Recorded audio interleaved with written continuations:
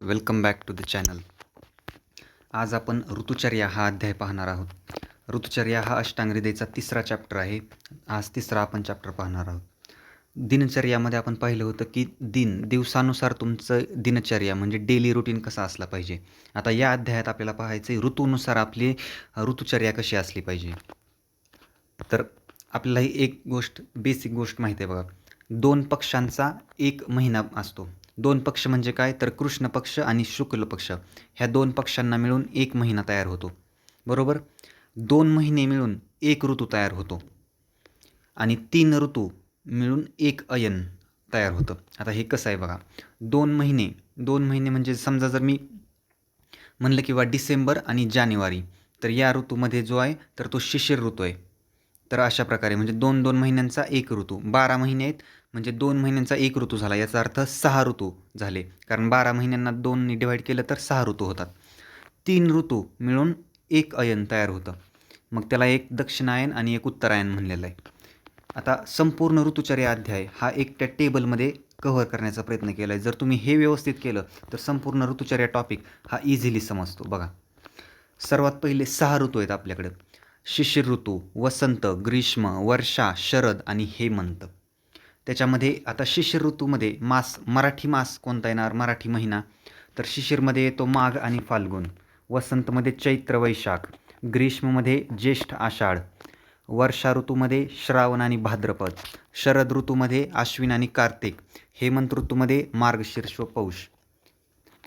आता हा जो शिशिर, वसंत आणि ग्रीष्म हे जे सुरुवातीचे 3 ऋतू आहेत, तर हे जे आहेत तर हे आदान काल आहेत.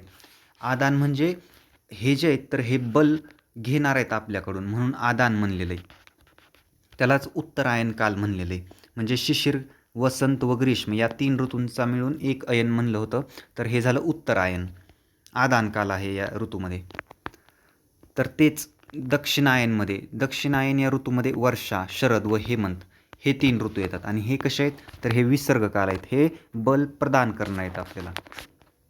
आता बलाबाबतीत जर बोलायचं झालं तर बघा, शिशिर आणि हेमंत ही ह्यांची जी ऋतुचर्या आहे हे एक्झॅक्टली सेमच आहे. वसंत, ग्रीष्म, वर्षा आणि शरद यांच्यामध्ये थोडाफार फरक येऊ शकतो, पण शिशिर आणि हेमंत हे एक्झॅक्टली सेमच आहे.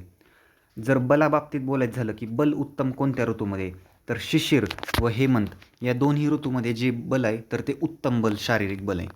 वसंतमध्ये मध्य बल आहे. ग्रीष्ममध्ये हीन बल आहे. वर्षामध्ये सुद्धा हीनच बल आहे आणि शरदमध्ये मध्य बल आहे. आता जो सिक्वेन्स बलाचा होता तोच सिक्वेन्स अग्नीचा राहणार आहे. म्हणजे जर शारीरिक बल शिशिर या ऋतूमध्ये उत्तम आहे तर अग्नीचं बल हे सुद्धा उत्तमच आहे. त्यामुळं शिशिर आणि हेमंत या दोन्ही ऋतूमध्ये शारीरिक बल आणि अग्नी हे दोन्ही उत्तम आहे. वसंत आणि शरद या दोन्ही ऋतूमध्ये जे बल आहे आणि अग्नी आहे ते दोन्ही मध्य आहे. ग्रीष्म व वर्षा या दोन्ही ऋतूमध्ये बल आणि अग्नी दोन्ही हीन प्रकारचं आहे. 5वा फॅक्टर आहे बलवान रस. आता हे फार महत्त्वाचं आहे. MCQ आहे. कुठल्या ऋतूमध्ये कुठला रस हा बलवान आहे हे लक्षात ठेवणं फार गरजेचं आहे. तर शिशिर या ऋतूमध्ये तिक्त रस हा बलवान आहे. वसंत ऋतूमध्ये कषाय रस हा बलवान आहे. ग्रीष्म ऋतूमध्ये कटुरस हा बलवान आहे. वर्षा ऋतूमध्ये अम्लरस हा बलवान आहे. शरद ऋतूमध्ये लवण रस हा बलवान आहे. तसेच हेमंत ऋतूमध्ये मधुर हा रस बलवान आहे. आता याला लक्षात ठेवण्याची एक सुंदर ट्रिक सांगतो, कारण हे ॲक्च्युअलमध्ये असं लक्षात राहत नाही. तर बघा, ग्रीष्म ऋतू पाहूयात आपण. ग्रीष्म ऋतूमध्ये कटुरस बलवान सांगितलेला आहे, बरोबर. तर ग्रीष्म म्हणजे उन्हाळा. आता उन्हाळा कुणालाच आवडत नाही ना, म्हणून आपण त्याला म्हणतो कडू. जी गोष्ट आपल्याला आवडत नाही त्या आपल्याला कारला आवडत नाही कारण कडू आहे म्हणून. मग तशाच गोष्टी समजून घे ना, की उन्हाळा कुणालाच आवडत नाही, हा उन्हाळा सोसत कुणालाच नाही, बरोबर का. मग ग्रीष्ममध्ये कसं आहे, ग्रीष्म म्हणजे उन्हाळा आवडत नाही म्हणून तो कटू आहे. तर त्याच्यात कोणता बलवान रस झाला, कटू, हे असं लक्षात ठेवा. वर्षा ऋतूमध्ये पाऊस पडतोय, बरोबर. आता सुरुवातीला पाऊस पडतोय म्हणून ॲसिड रेन बऱ्याच वेळा ॲसिड रेनसुद्धा होतं. त्यामुळं मग त्या वर्षा ऋतूमध्ये जर ॲसिड रेन झाला तर त्याला अम्ल म्हणजे साधी गोष्ट लक्षात घ्या की पाणी काहीतरी द्रव पडणार आहे. मग वर्षा ऋतूतच पाऊस पडतो ना, त्यामुळे वर्षा ऋतूमध्ये जो प्रधान रस आहे, बलवान रस आहे, तर तो कोणता आहे, अम्ल आहे. अशा प्रकारे लक्षात ठेवा. शरदचं आहे लवण. हेमंत. आता बघा, हेमंतला आपण नेहमी म्हणतो हे भगवान. आपण बऱ्याच वेळा काही एखादी गोष्ट घडली तर हे भगवान आपण म्हणतो, हे देवा असं म्हणतो. मग हे म्हणतं, हे देवा. आता देवाला जो आहे तर तो आपण कधीही प्रसाद ठेवताना नेहमी गोड प्रसाद ठेवला जातो. कधीच कुणी काय मॅगी वगैरे करून ठेवत नाही किंवा हॉस्टेलवर काय नाही उगाच मॅगी उचलून ठेवली देवासमोर असं नाही. त्यामुळं देवाला हा नेहमी आपण गोड मधुर रस ठेवला जातो. मधुर रसयुक्त असलेला पदार्थच ठेवला जातो. त्यामुळं हेमंतमध्ये मधुर येईल. वर्षामध्ये अम्ल त्याची ट्रिक सांगितली. ग्रीष्ममध्ये कटू ती ट्रिक सांगितली. वसंत हा 3 अक्षरांनी बनलेला आहे. त्यामुळे इथं कषाय असं लक्षात ठेवा की 3 अक्षरांचा कषाय आहे. आणि शिशिरला तिक्त आणि शरदला लवण म्हणजे 4 ते 5 जरी तुम्ही व्यवस्थित लक्षात ठेवले तर बाकीचे उरलेले लक्षात राहतात. राशी पाहायची झाली तर शिशिरमध्ये कुंभ प्लस मकर ह्या 2 राशी आहेत. वसंत ऋतूमध्ये मीन प्लस मेष या 2 राशी आहेत. ग्रीष्ममध्ये वृषभ प्लस मिथुन या 2 राशी आहेत. वर्षामध्ये कर्क प्लस सिंह आहे. शरदमध्ये कन्या प्लस तुळ आहे आणि हेमंतमध्ये वृश्चिक प्लस धनु आहे. आता हे राशी एवढं फारसं काही पुस्तकात दिलेलं नाही आहे, पण एक एक्स्ट्रा पॉईंट म्हणून लक्षात ठेवा. आहार रस. आता आहार रस कशा प्रकारे घेतला पाहिजे तर शिशिर आणि हेमंत या दोन्ही ऋतूंमध्ये मी म्हणलं होतं साम्य आढळते. त्यामुळे याच्यातला जो आहार रस आहे तर तो शिशिरमध्ये मधुर अम्ल लवण आणि हेमंतमध्ये सुद्धा मधुर अम्ल लवण हे 3 रसांचं सेवन करायचं आहे. जे पहिले 3 रस आहे आपल्याला जो श्लोक आहे रसा स्वादुल अम्ल लवण तिक्त उष्ण कषाय का जे पहिले आहेत ते पहिले 3 शिशिरला द्यायचे आणि तेच हेमंतला असणार. त्याच्या पुढचे जे 3 आहेत कटू तिक्त कषाय ते पुढच्या ऋतूला म्हणजे वसंतला असतील. बरोबर का? मग हे तर असे एवढे लक्षात राहिले की मधुर अम्ल लवण सुरुवातीचे पहिले 3 सुरुवातीच्या ऋतूला शिशिरला. सुरुवात ही नेहमी शिशिर ऋतूपासून करायची. जर तुम्ही वसंत ऋतूपासून सुरुवात केली तर सिक्वेन्स हा मागं पुढं होतो आणि त्याच्यामुळे होतं काय आपल्याला लक्षात ठेवायला फार जड जातं. त्यामुळे सुरुवात ही नेहमी शिशिरपासून करा. तर वसंत ऋतूमध्ये आहार रस कोणता घ्यायचा आहे कटू तिक्त आणि कषाय. ग्रीष्ममध्ये कसं आहे तर मधुर एकटाच मधुर म्हणजे असं नाही की फक्त मधुरच रसयुक्त आहार घ्यायचा आहे. प्रधान कुठला असला पाहिजे तर मधुर. बाकीच्याही आहारांचं सेवन करायचं आहे, बाकीच्या रसाचं सेवन करायचंच आहे, पण मधुर रस हा बलवान प्रधान असला पाहिजे या ऋतूमध्ये असं. वर्षा ऋतूमध्ये अम्ल आणि लवण हे ॲड करायचे. आता ह्याला कसं लक्षात ठेवायचं वर्षामध्ये मी तर तुम्हाला आधी सांगितलं होतं बलवान रस हा अम्ल आहे आणि शरदमध्ये लवण आहे. मग वर्षामध्ये जो पुढचा लवण आहे तो आधी घ्यायचा. कुठं आहार रसामध्ये म्हणजे अम्ल आणि लवण होतील. शरदमध्ये मधुर तिक्त आणि कषाय ह्या 3 आहार रसयुक्त आहार घ्यायचा आहे. हेमंतमध्ये मधुर अम्ल आणि लवण जे शिशिरसारखं आहे तेच हेमंतसारखं आहे. आहार कशा प्रकारे घ्यायचा आहे तर स्निग्ध आहार घ्यायचा आहे शिशिरमध्ये. उष्ण गुरु तसेच बल्य म्हणजे बलवान आहार घ्यायचा आहे आपल्याला. मग याच्यात घेण्यासारख्या आणखीन काय गोष्टी सांगितलेल्या आहेत तर उडीद आहे, मांस आहे आणि दुग्ध पदार्थ दुधापासून बनलेले जेवढे पदार्थ असतील तेवढे शिशिरमध्ये सेवन करण्यासाठी सांगितलेले आहेत. वसंतमध्ये वृक्ष लघु अशा प्रकारे आपल्याला आहाराचं सेवन करायचे. मग त्याच्यामध्ये मध त्यांनी सांगितलेलं आहे. जंगल मांस सांगितलेलं आहे. जंगल मांस म्हणजे जंगली प्राण्यांचे मांस. अरिष्ट सांगितलेलं आहे. ग्रीष्म ऋतूमध्ये उन्हाळ्यात नेहमी लघु आणि स्निग्ध हलका द्रव पाहिजे आपल्याला. म्हणून इथं मी अंडरलाईन केले द्रव रस प्रधान असला पाहिजे. कशामध्ये ग्रीष्म ऋतूमध्ये. शर्करा जल म्हणजे लिंबू सरबत. शेवया असेल किंवा रसयुक्त इतर पदार्थ आहार असतील ते ग्रीष्ममध्ये सेवन करण्यासाठी सांगितलेले. वर्षामध्ये जो आहार रस आहे तर तो वृक्ष म्हणजे ड्राय असला पाहिजे. लघु स्मॉल कमीच अमाऊंटमध्ये असला पाहिजे. उष्ण असला पाहिजे. अग्निदीपक असला पाहिजे कारण या वर्षा ऋतूमध्ये जे अग्नीचं दीपन आहे तर ते मंद आहे. अग्नी हा मंद स्वरूपाचा आहे. त्यामुळं अग्नीला प्रदीप्त करण्यासाठी वर्षा ऋतूमध्ये अग्निदीपन करणारे अन्नाचं सेवन करायचे. जीर्ण धान्य म्हणजे 1 वर्ष जुनं धान्य वापरायचं आपल्याला. समजा यावर्षी तुम्ही गहू केला 2026ला तर 26चाच गहू लगे वापरायला घ्यायचा नाही आहे. कोणत्या ऋतूमध्ये वर्षा ऋतूमध्ये. 1 वर्ष पुराणा म्हणजे जो 25चा गहू असेल केलेला तर तो 26ला वापरायचा. म्हणजे 1 वर्ष जुनं असलेलं धान्य या वर्षा ऋतूमध्ये सेवन करायचं आहे. अशा प्रकारे शरदमध्ये लघु शीत ह्या प्रकारे सेवन करायचे. त्याच्यामध्ये दिलेले मूग डाळ असेल, तांदूळ असेल, हंसोदक आणि शर्करा. आता हंसोदकला अंडरलाईन करून ठेवा. हंसोदक हे फार इम्पॉर्टंट आणि महत्त्वाचं आहे. मी तुम्हाला हंसोदक काय आहे जस्ट पुढच्या 10 मिनिटात सांगतो. तर हे होतं शरद ऋतूबाबत.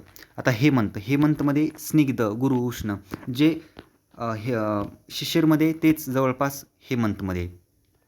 तर हेमंतमध्ये सुद्धा स्निग्ध गुरु उष्ण आहार घ्यायचा आहे. मद्य गोधूम, गोधूम म्हणजे गहू, दुग्ध पदार्थांचं सेवन करायचं आहे. आहार. आता विहार. आहार म्हणजे तुम्ही तुमच्या जीवनाबाबत कोणते नियम पाळताय किंवा कसं जेवण घेताय त्याला म्हणतो आपण आहार. आणि विहार म्हणजे कशाप्रकारे राहताय, कशाप्रकारे तुम्ही नियम फॉलो करताय त्याला म्हणतो आपण विहार. कशाप्रकारे वागणं त्या ऋतूमध्ये ते विहारमध्ये येतं. आता शिशिरमध्ये विहार कसा आहे बघा. विहार जो आहे तर तो अधिक व्यायाम केला तर उत्तम गोष्ट आहे, कारण शिशिरमध्ये थंडावा आहे, शीत गुण वाढलेले त्यामुळे तुम्ही व्यायाम केला तरी काही अडचण नाही, अधिक व्यायाम तुम्ही करू शकता. उष्ण सभागृहात वास्तव करणे, कारण बाहेर मी म्हणलं शैत्य वातावरण आहे, शीत वातावरण असल्यामुळं तुमच्या शरीराला उष्णता पाहिजे, त्यामुळे तुम्ही उष्ण सभागृहात वास्तव करणं गरजेचं आहे. सभागृहात म्हणजे रूममध्ये, तुमच्या खोलीमध्ये. वसंत ऋतूमध्ये सौरदयाबरोबर आहार सेवन करायचं आहे. ग्रीष्म ऋतूमध्ये दिवास्वाप. आता बघा इथं दिवास्वाप मोस्ट इम्पॉर्टंट MCQ बघा कसं, कारण दिवास्वाप म्हणजे दुपारी झोप घेणे, त्याला आपण म्हणतो दिवास्वाप. ग्रीष्म ऋतूमध्ये विहारामध्ये फक्त दिवास्वाप सांगितलेला आहे, बाकी सर्व ऋतूमध्ये दिवास्वापाचा निषेध सांगितला आहे. पण एकट्या ग्रीष्म ऋतूमध्ये दिवास्वाप जे म्हणजे दुपारी झोप घ्यायला सांगितलेले आहे, म्हणजे हे लक्षात ठेवणं गरजेचं आहे. तर विचारलं तुम्हाला की कुठल्या ऋतूमध्ये दिवास्वाप अलाव आहे, घेण्यासाठी सांगितलेला आहे, तर तो आहे ग्रीष्म ऋतू. दिवास्वाप. मोकळ्या हवेत राहणे, कारण ग्रीष्म बघा फार उकडते, उन्हाळा सुरूच आहे, त्यामुळे थंड वातावरणात राहणे हे गरजेचं आहे. हा विहारामध्ये ग्रीष्मच्या येतं. वर्षाच्या विहारामध्ये धुपित वस्त्र. धुपित वस्त्र म्हणजे उन्हाने चांगले कडक उन्हात वाळलेले जे धुपित वस्त्र आहेत, म्हणजे धुपण केलेले वस्त्र, जे वाळलेले वस्त्र आहेत ते घालायचे. बऱ्याच वेळा असं होतं की वर्षा ऋतूमध्ये कपडे आपण पावसाळ्यात जरी सुकायला टाकले तरी ते सुकत नाहीत, कारण बाहेर ओलावा असतो, आर्द्रता असते, त्यामुळं ते कपड्यांचा कोमट वास येतो. त्यामुळं सांगितलेलं आहे की शक्यतो धुपित वस्त्र म्हणजे कडक उन्हात वाळलेले वस्त्र घाला. आणि वरच्या मजल्यावर राहणे. वरच्या मजल्यावर राहण्यासाठी का सांगितलेलं आहे तर याचं कारण थोडंसं एक्सप्लेन करतो. बघा ना, वर्षा ऋतूमध्ये पावसाळा असणार आहे. पहिला पाऊस जर पडला तर सर्व बॅक्टेरिया, व्हायरसेस, जे जीवाणू विषाणू आहेत तर ते जमिनीवरती येतात, सर्वकडं पाणी होतं, त्यामुळं तिथं ते त्यांची वाढ होऊ पाहतात. आणि त्याप्रकारे जर वाढ झाली तर आपण पहिल्या मजल्यावर राहत असल्यामुळं ते जे डबकं साचलेलं असतं, ते जे पाणी साचलेलं असतं, त्याच्यामुळं आपल्याला व्हायरल बॅक्टेरियल इन्फेक्शन होऊ शकतात. त्यामुळं सहसा सांगितलेलं आहे की वर्षा ऋतूमध्ये दुसऱ्या मजल्यावर राहणं गरजेचं आहे, किंवा वरच्या मजल्यावर, मग वरचा कितवाही असो. शरद ऋतूमध्ये सांगितलेलं आहे प्रातः आणि सायंकाल शरीर लेपन करण्यासाठी सांगितलेलं आहे शरद ऋतूमध्ये. आणि हेमंत ऋतूमध्ये सांगितलेलं आहे अभ्यंग. हेमंत ऋतूमध्ये अभ्यंग आपण पाहिलाच आधीच्या चॅप्टरमध्ये. तर अभ्यंग म्हणजे काय, शरीराला तेलाची मालिश करायची, स्नेह नसेल, उष्ण सभागृहात वास्तव करायचे. कुठं, हेमंतमध्ये. शिशिर आणि जे हेमंत आहे ते एक्झॅक्टली सेमच आहे, प्रत्येक वेळेस ते सेमच दिसते तुम्हाला प्रत्येक फॅक्टरमध्ये. आता हे होतं आहार विहार. आता 10वा आहे निषेध. निषेध याचा शब्दाचा अर्थ किंवा या ऋतूमध्ये त्या गोष्टी अजिबात करायच्या नाही आहेत, यांचा निषेध आहे, हे करण्यासाठी सांगितलेलं नाही आहे. असं कोणते निषेध आहेत बघा. आता मी म्हणलं होतं का नाही तुम्हाला, दिवास्वाप सगळ्या ऋतूमध्ये निषेध आहे, फक्त ग्रीष्म ऋतूमध्ये म्हणजे उन्हाळ्यामध्ये दिवास्वाप घ्यायला सांगितलेलं आहे तुम्हाला. बघा, शिशिरमध्ये निषेध आहे दिवास्वाप. शीतजल, कारण शीतजल कसं घेतं आपण फ्रीजमध्ये किंवा डेऱ्यातलं पाणी, तुम्ही नोव्हेंबर, डिसेंबर आणि जानेवारीच्या एवढ्या कडाक्याच्या थंडीत जर फ्रीजमधलं पाणी पित असाल तर बाहेरचं वातावरण आधीच थंड आहे आणि तुम्ही शरीराला उष्णता देण्याऐवजी, उष्ण पाणी, थोडंसं कोमट पाणी पिण्याऐवजी तुम्ही शीतजल पिताय, तर ते चुकीचं आहे. ह्याचा निषेध सांगितला आहे इथं. वृक्ष, लघु, शीत, कटू, तिक्त, कषाय ह्याही गुणांचा, ह्याही आहार रसांचा सेवन कमी करायचं आहे किंवा सहसा करायचंच नाही आहे. आता बघा, जे आहारामध्ये सांगितलेलं आहे का त्याच्याच उलटं करून ते निषेध सांगायचं. म्हणजे बघा, शिशिरामध्ये मधु, अम्ल, लवण हे 3 रस घेण्यासाठी सांगितले होते, तर मग ह्याचा निषेधमध्ये त्याच्या उलटे येतील, कटू, तिक्त, कषाय येतील. असं म्हणजे निषेध तुम्ही जरी नाही लक्षात ठेवलं तरी फक्त आहार आणि विहार लक्षात ठेवायचा आहे, जेणेकरून त्याच्या उलटं करून ते निषेध होतं, बरोबर का. आता वसंत ऋतूमध्ये सुद्धा दिवास्वाप निषेधच सांगितलेला आहे. नवधान्य. आता नवधान्य याच्यात निषेध आहे, म्हणजे कसं की 26ला गहू केला तुम्ही आणि तोच लगे खायला घेतला, तर हे वसंत ऋतूमध्ये निषेध सांगितला आहे, तसं करायचं नाही. इथं जीर्णधान्य वापरण्यासाठी सांगितलेलं आहे. नवधान्याचा निषेध आहे वसंत ऋतूमध्ये सुद्धा. स्निग्ध, गुरु, शीत, मधुर, अम्ल, लवण यांचाही निषेध आहे. ग्रीष्म ऋतूमध्ये धूमपान. धूमपान म्हणजे मी तुम्हाला आधीही या लेक्चरच्या आधी ह्या फर्स्ट चॅप्टरमध्ये मी सांगितलं होतं, धूमपान आणि धूम्रपान दोन्ही वेगवेगळ्या गोष्टी आहेत. धूम्रपान म्हणजे बिडी असेल, दारू असेल, सिगरेट असेल, ह्या चुकीच्या गोष्टी सेवन करणं म्हणजे धूम्रपान होय. आणि धूमपान म्हणजे आयुर्वेदिक औषधींचा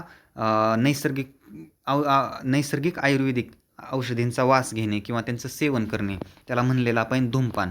पण धूमपान इथं काय सांगितलेलं आहे, तर ते निषेध सांगितलेलं आहे. कोणत्या ऋतूमध्ये? ग्रीष्म ऋतूमध्ये. रात्री जागरण, उन्हाळ्याचं रात्री जागरण करायचं नाही आहे हे सांगितलेलं आहे, पण ते आपल्याच्यानं काय फॉलो होणार नाही. असो. गुरू, उष्ण आणि घन पदार्थ बघा ना, आपण आहारामध्येच पाहिलं की द्रवयुक्त पदार्थ घ्यायचा आहे. लिंबू सरबत प्यायला सांगितलेलं आहे, शर्करा असेल, शेवया असेल, रसयुक्त पदार्थ घ्यायचेत. मग इथं जर तुम्ही गुरू आणि घन पदार्थ घेतले तर ते पचणारच नाहीत ना, कारण अग्नी हा मंद आहे या ऋतूमध्ये. व्यायामाचा ग्रीष्म ऋतूमध्ये निषेध सांगितलेला आहे, कारण तुमचं जे शारीरिक बल आहे का ते आधीच हीन दर्जाचं आहे. बघा इथं हीन लिहिलं आहे, ग्रीष्म आणि वर्षामध्ये हीन दर्जाचं शारीरिक बल आहे. त्यामुळं तुम्ही अग्नी करून ते हीन बलसुद्धा कमी करू नका अजून, असं सांगितलेलं आहे. कटू, लवण आणि मद्य, दारू पिण्यासाठी सुद्धा इथं निषेध केलेला आहे. तसं तर दारू सगळ्याच ऋतूमध्ये निषेध असला पाहिजे, पण इथं स्पेशली निषेध केला आहे. वर्षा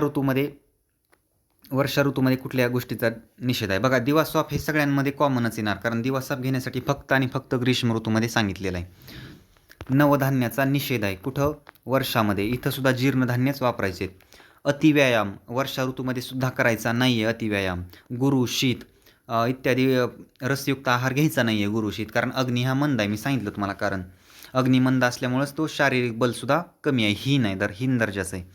नदीत पोहणे याचा निषेध आहे. तुम्ही म्हणताल नदीत पोहणे याचा कसं काय निषेध सांगितला बरं? तेच कारण जे वरच्या मजल्यावर राहण्यासाठीचं मी सांगितलं होतं, किंवा सुरुवातीचा पहिला जो पाऊस झालेला असणार आहे, त्यामुळं सर्व बॅक्टेरिया, व्हायरसेस, जे जीवाणू, विषाणू आहेत ते जमिनीवर आलेले असणार आहेत, ते जमिनीच्या संपर्कात आलेले असणार आहेत. त्यामुळं तुम्ही जर पहिल्या पावसात भिजलात तर बऱ्याच वेळा असं अनुभवला येतं की तुम्हाला सर्दी होते, कारण ते लगेच अटॅक करतात आपल्या इम्युन सिस्टमवर. त्यामुळं नदीत पोहण्यासाठी इथं सांगितलेलं नाही आहे. कोणत्या? निषेध आहे या वर्षा ऋतूमध्ये. शरद ऋतूमध्ये कशाचा निषेध आहे पहा? दिवास्वाप, आतप सेवन, गुरु, उष्ण, तीक्ष्ण आणि दही. बघा, दही या ऋतूमध्ये सेवन करण्यासाठी सांगितलेलं नाही आहे.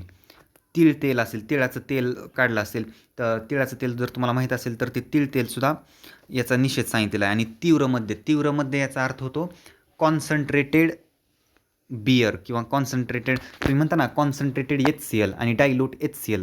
कॉन्सन्ट्रेटेड म्हणजे ज्याच्यामध्ये पाण्याची जी मात्रा आहे ती फार कमी आहे, ते फार तीव्र आहे HCl. आणि डायल्यूट HCl म्हणजे ज्याच्यामध्ये पाण्याची मात्रा जास्त आहे, ते काही फार हार्मफुल नाही आहे, त्याला आपण डायल्यूट HCl म्हणतो. जसं की N/10 HCl आपण म्हणतो, ते सालीज हिमोग्लोबिनोमीटरमध्ये आपण वापरतो N/10 HCl, जे डायल्युटेड असतं असं. तर तीव्रमध्ये इथं निषेध आहे, तीव्रमध्ये घ्यायचं नाही आहे, म्हणजे कॉन्सन्ट्रेटेड दारू प्यायची नाही आहे, त्याच्यात पाणी ओतून प्यायचं आहे असं सांगितलेलं आहे. तसं तर दारू प्यायचीच नाही आहे, पण सांगितलं इथं की पाणी ओतून दारू प्या. हेमंत, आता हेमंतमध्ये निषेध कशाचा आहे? तर दिवास्वाप तर कॉमन येणारच आहे. शीतजल, थंड पाणी प्यायचं नाही आहे. वृक्ष, लघु, शीत इत्यादींचाही निषेध आहे. आणि कटू, तिक्त, कषाय, हे जे म्हणजे हेमंत ऋतूचर्या पूर्णपणे शिशिरसारखे, एक्झॅक्टली सेम, काही फरकच नाही. 11. आता चिकित्सा पाहूयात. ह्या 3 ऋतूमध्ये मेन चिकित्सा दिले ते आपण पाहूयात. वसंतमध्ये जी चिकित्सा करणार आहोत तर त्याचं नाव आहे वमन आणि नस्य. वमन आणि नस्य करायचं आहे. वर्षामध्ये बस्ती करायची आहे. शरदमध्ये विरेचन व रक्तमोक्षण करायचं आहे. आता दोषास्थिती हे फार महत्त्वाचं आहे बरं का, याच्यात बऱ्याच वेळा कन्फ्युजन होतं विद्यार्थ्यांना. 3 गोष्टी लक्षात ठेवायच्या आहेत: वसंत, वर्षा आणि शरद. वसंत ऋतूमध्ये कफ प्रकोप होतोय, वर्षा ऋतूमध्ये वाताचा प्रकोप होतोय आणि शरद ऋतूमध्ये पित्ताचा प्रकोप होतोय. आता संचय कुठं, प्रकोप कुठं आणि शमन कुठं, हे लक्षात कसं ठेवायचं? तर ह्याच्यासाठी एकच ट्रिक सांगतो लक्षात. तुम्ही फक्त काय करायचं आहे, वर्षा, शरद, वसंत एवढे 3 सिक्वेन्स असे लक्षात ठेवायचे. काय? वर्षा, शरद, वसंत. म्हणजे जर तुम्ही वर्षा, शरद, वसंत लक्षात ठेवलं, वर्षा, शरद आणि वसंत. वर्षामध्ये काय आहे? तर वाताचा प्रकोप आहे, बरोबर. शरदमध्ये काय आहे? तर पित्ताचा प्रकोप आहे. आणि वसंतमध्ये काय आहे? तर कफाचा प्रकोप आहे, बरोबर. हे वसंत. मग आता ज्या तुम्ही फक्त प्रकोप लक्षात ठेवा. आता जर प्रकोप तुम्ही लक्षात ठेवले तर बघा इथं वर्षामध्ये काय होतं, वर्षामध्ये होतं वाताचा प्रकोप, बरोबर.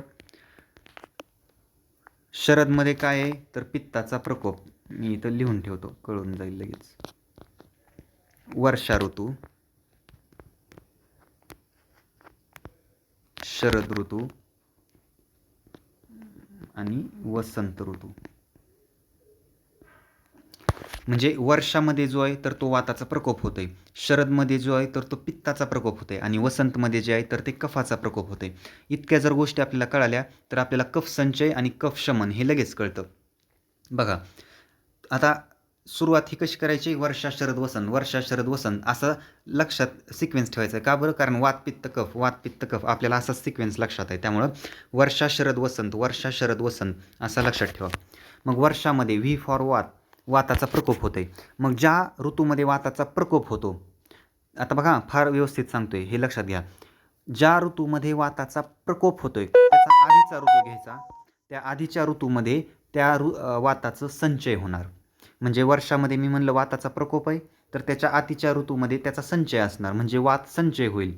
आणि त्याच्या पुढच्या ऋतूमध्ये काय होईल तर त्या वाताचं शमन म्हणजे वात कमी होईल.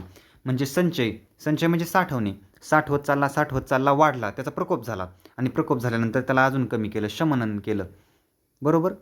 म्हणजे संचय, प्रकोप आणि शमन हे एकाच गोष्टी आहेत, एकामागे एक पाठोपाठ चालतात. मग तुम्ही लक्षात कसं ठेवायचं आहे, तुम्ही फक्त प्रकोप लक्षात ठेवा वातांचा, 3 दोषांचा 3 प्रकोप, वर्षा शरद वसंत, वात पित्त कफ प्रकोप असंच लक्षात ठेवायचं. मग तुम्हाला कुठलाही क्वेश्चन विचारला, मग समजा मी म्हणलं आता वसंतमध्ये कफ प्रकोप होतोय तर कफाचा संचय कुठल्या ऋतूमध्ये होणार तर ग्रीष्म ऋतू या ऋतूमध्ये कफाचा कफ शमन होणार आणि कफाचा संचय जो आहे तर तो शिशिर ऋतूमध्ये, संचय जो आहे तो आदल्या ऋतूमध्ये, कारण आधी साठवावं लागेल ना.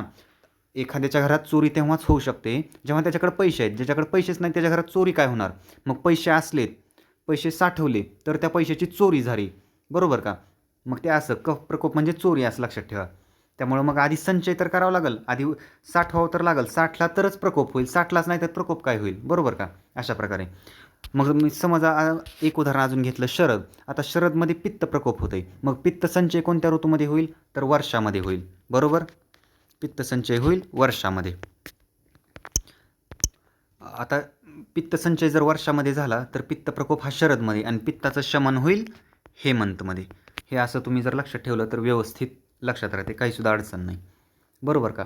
तर हे व्यवस्थित लक्षात ठेवा, वात पित्त कफ आदल्या ऋतूमध्ये संचय होईल आणि ज्याच्यामध्ये प्रकोप झाला आहे त्याच्या पुढच्या ऋतूमध्ये त्याचं शमन होईल म्हणजे कमी होईल. म्हणजे संचय, प्रकोप आणि शमन ह्या तिन्ही सोबत गोष्टी आहेत, म्हणजे एका ऋतूनंतर होणार आहेत. तुम्ही फक्त वर्षा शरद वसंत, वर्षा शरद वसंत, वात पित्त कफ प्रकोप एवढीच गोष्ट लक्षात ठेवा आणि त्याच्या आदल्या ऋतूमध्ये त्याचा संचय होईल आणि त्याच्या पुढच्या ऋतूमध्ये त्याचं शमन होईल, बरोबर. एवढंच लक्षात ठेवा, ओके. तर हे संपूर्ण हा ऋतुचर्या या अध्याय जो आहे तर हा एवढ्या एका टेबलमध्ये व्यवस्थित होऊन जातो. जर तुम्ही हा टेबल ड्रॉ केला, व्यवस्थित केला तर अजिबात तुम्हाला अडचण येणार नाही संपूर्ण ऋतुचर्या टॉपिकमध्ये. सगळ्याच गोष्टी मी कव्हर करण्याचा प्रयत्न केलेला आहे, ठीक आहे. याच्या पुढं आपण ह्या सगळ्या ऋतूंचे श्लोक पाहूयात एकदा पुढच्या लेक्चरमध्ये, कारण हे लेक्चर लेंदी व्हायला लागले. पुढच्या लेक्चर्समध्ये आपण या सर्वांचे श्लोक पाहूयात आणि एकदा क्विक रिव्हिजन करूयात सगळ्यांची. Okay, bye.